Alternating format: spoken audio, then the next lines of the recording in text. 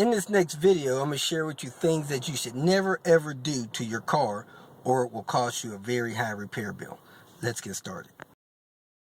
Number one, don't drive around with low oil.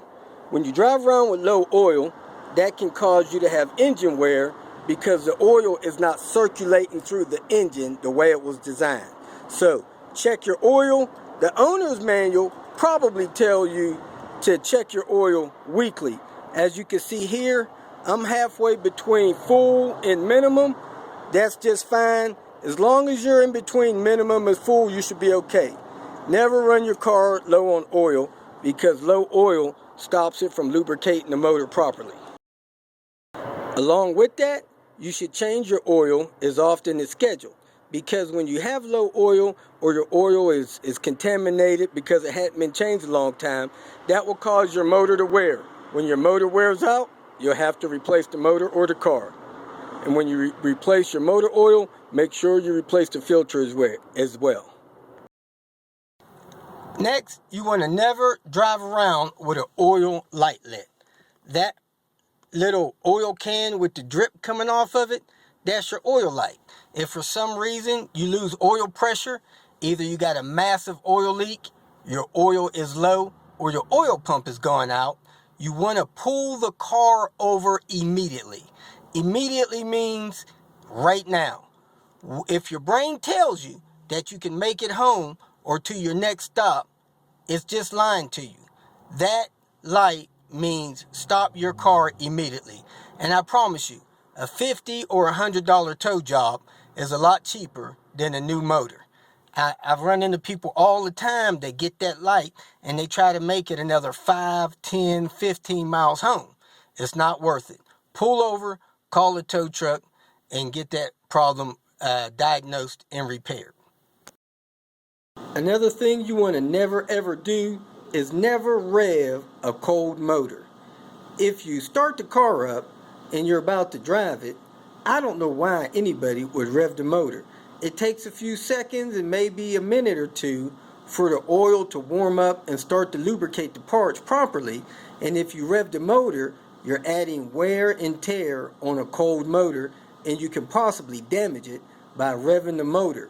It's kind of like running a motor with no oil in it until the oil gets through the motor in a proper and warm way.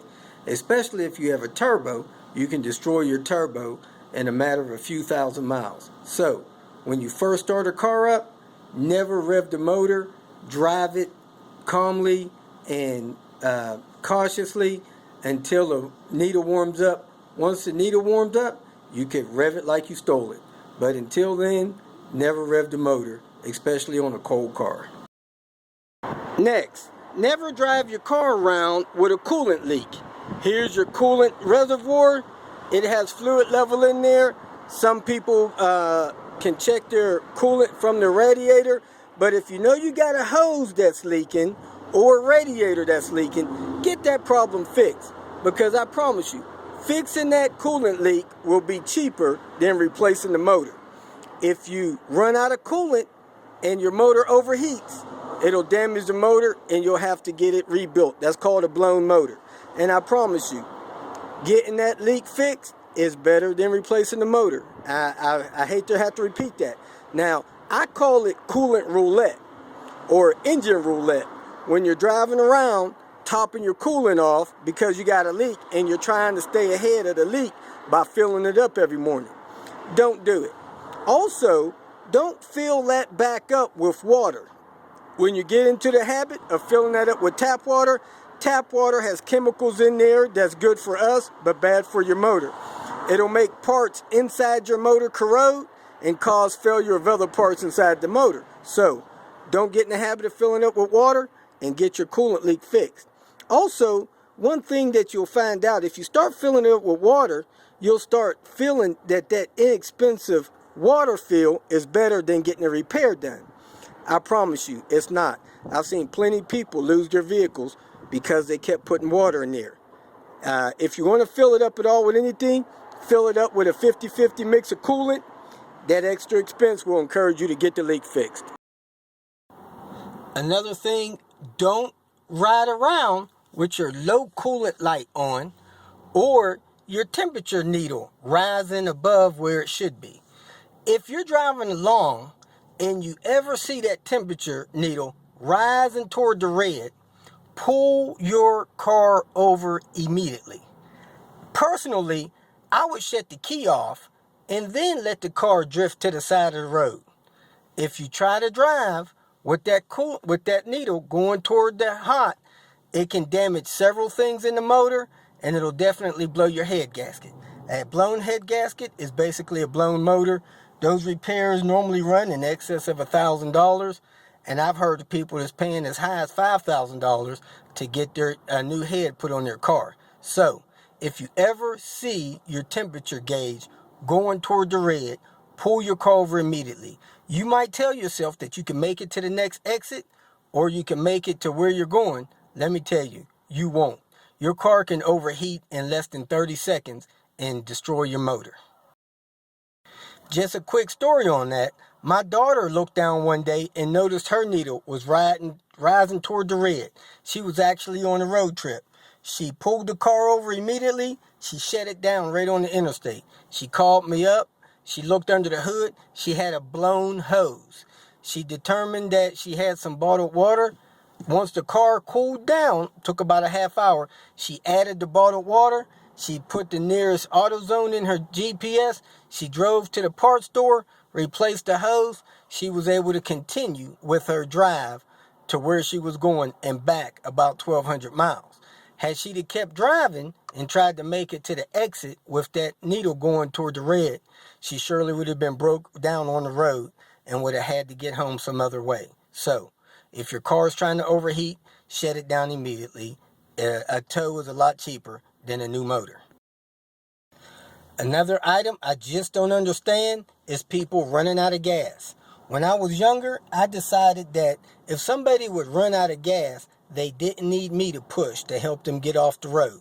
Now, running out of gas is a very simple problem. A gallon of gas is $3 or $4. Why would you ever do that? Anyway, if for some reason you're riding around, your fuel light comes on, and you run out of gas, do not, I repeat, do not try to start the car. Your fuel pump is in the fuel tank, and it uses the fuel in the tank to help keep it cooled and lubricated. When you run out of gas, it can no longer pick up fuel. If it can't pick up fuel, that electric motor will burn out very quickly. I've seen people burn out a fuel pump in less than a minute or two. Let me tell you, average person will tell you when they get a fuel pump installed, it's in excess of $400 or $500. So, for a gallon of gas, don't burn up your fuel pump. Again, a $50 tow is cheaper than a new fuel pump. So if you run out of gas, just shut the car off, go get some gas, or get it towed, or do something other than keep trying to start that car. That is not the answer. Now, a couple tips for if for some reason you run out of gas or know somebody that has. When you put gas in the tank, you got to remember that the fuel lines is probably empty and dry. So what you do is you turn the car on, but you don't start it, or you can bump the starter. You have the car off, you turn it on, you bump the starter, the fuel pump will run for 3 or 4 seconds and send fuel up to the motor. You shut the car off, you do that again. What you're trying to do is get fuel from the tank up to the motor. On the third time is when you go ahead and start it. It should fire right up. One little tip that a lot of people don't know about running out of gas is, if for some reason you're on an interstate and you run out of gas, most states have an emergency program in place that taxpayers have already paid for, that the state vehicle will come by and give you 5 gallons of free gas. So if you're driving down the freeway and you run out of gas, just call 911 or the State Department, tell them where you are and that you ran out of gas. They will come and put gas in your car because they don't want you and your car sitting on the freeway. That's unsafe things that they don't want to have, so most states will give you free gas if you run out on the interstate. Another thing that you should know, if for some reason you find out your car is making noise when you start to make turns, more than likely your power steering fluid is low and you have some kind of leak. It may be a slow leak. If you know that your power steering is making noise, always fill your power steering up with the proper fluid but until you can get it fixed. If you run it low, you could damage your rack and have to repair the whole rack and pinion system. So don't run your car with low power steering fluid. Another thing you should never do is never run your car without an air filter. If you got an air filter that's clogged or you realize it's missing, get an air filter in there, because right behind the air filter you have sensors and things that can be damaged if you drive the car without a air filter. So you don't want to damage the sensors or parts after it. Always replace your air filter and keep one in there at all times. Never drive around with your brake light on if you get a low brake fluid light. If you're driving along and you push on your brake and the light lights up that says brake, you need to get that taken care of before you do anything else. Stop, check your brake fluid. If your brake fluid's low, go get some, put some in there. And if it gets low again, get that system checked out and serviced and repaired. Because last thing you need to do is have a brake failure while you're driving. You can hurt yourself or others. Another thing you never want to do, you never want to drive on a flat tire. If you get a flat, pull over, call a tow truck, or change your flat immediately. A flat tire can cost, be a minimum cost to get fixed. But if you drive with a flat tire, you can destroy the wheel and the tire and end up having an expense of in excess of $700. So if you ever get a flat, pull over, change the tire, or call a tow truck or somebody to come do it for you, because you don't want to damage your wheel driving a mile or two on a flat tire. And last but not least, unless you're 200% sure of what you're doing, never jump somebody else's car. I went 30 years without owning a set of jumper cables. Whenever my battery got weak, I went and spent $60, $70, $80 to get a new battery, whatever it costs. You want to keep a good battery in your car, and you don't need to be jumping off other people. If for some reason somebody talks you into jumping their car off, which I highly suggest you don't do, these batteries have a positive side and they have a negative side. Right there, you can see a plus. Right here, you can see a minus.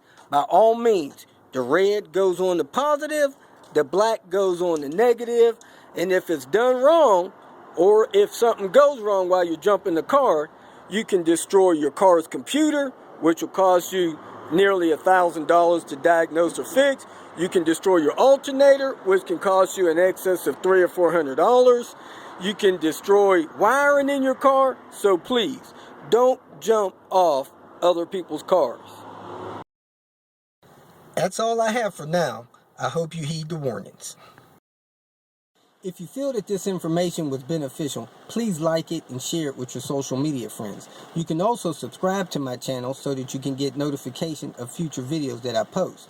Visit my channel. I have all types of do-it-yourself videos there.